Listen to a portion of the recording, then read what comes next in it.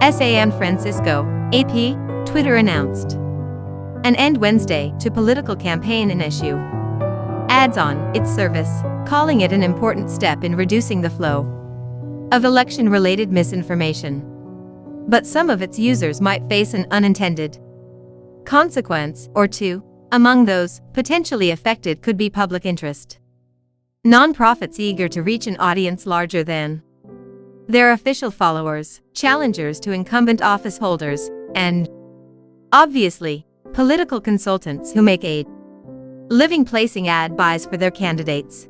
Twitter CEO Jack Dorsey said in a series of tweets that paid political messages in the targeted environment that social media enables can be fraught, while internet advertising is incredibly powerful and very effective for commercial advertisers.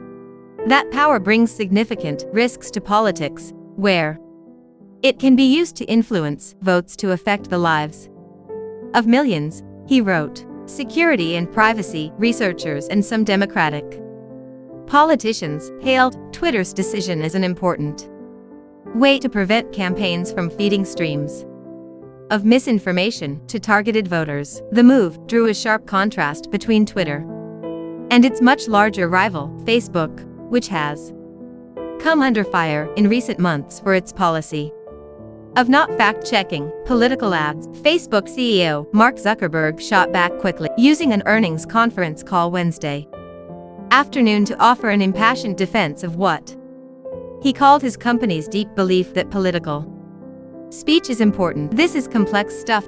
Anyone who says the answer is simple hasn't thought about the nuances and downstream challenges, Zuckerberg said.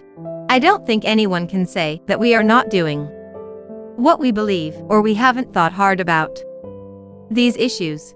Google did not have an immediate comment on Twitter's policy change. Trump's campaign manager called Twitter's change a very dumb decision.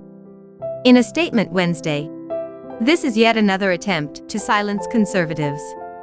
Since Twitter knows President Trump has the most sophisticated online program ever, campaign manager Brad Parscale said, political advertising makes up a small sliver of Twitter's overall revenue.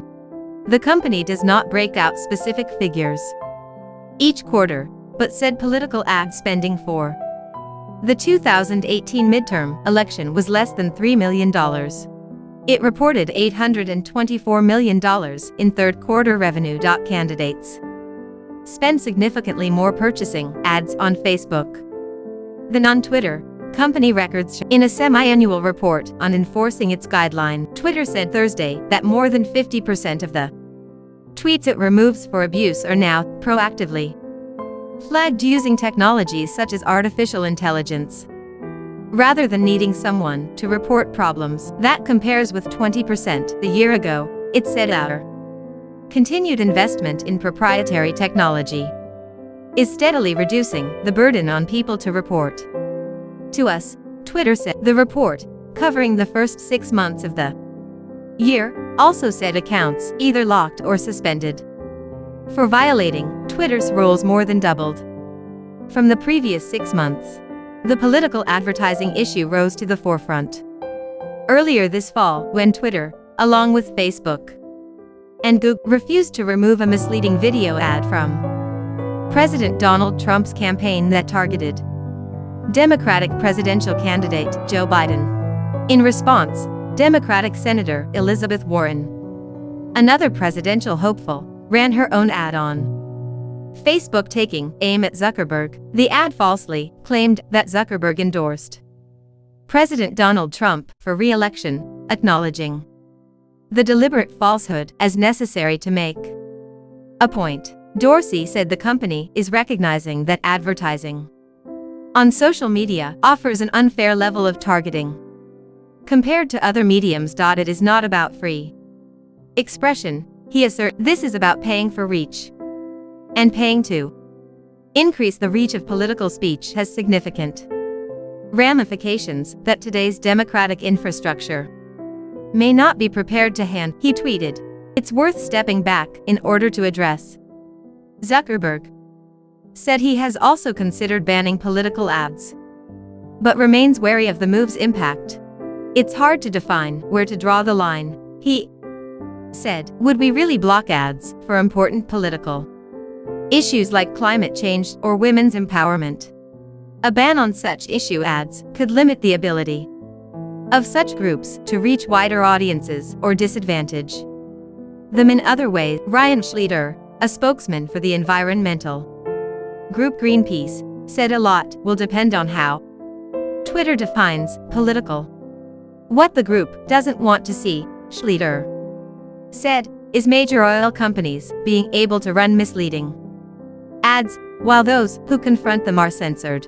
Political challengers will also likely find themselves at a disadvantage, since they don't generally have the name recognition or money that their opponents do, said Matt Shoup, a Republican political strategist. If you're a challenger, advertising allows you to make up that difference, he said. It's very hard to organically grow an audience for a state assemblyman campaign. Shoup, whose public relations firm has won awards for its use of ads on Facebook, called Twitter's decision incredibly dumb.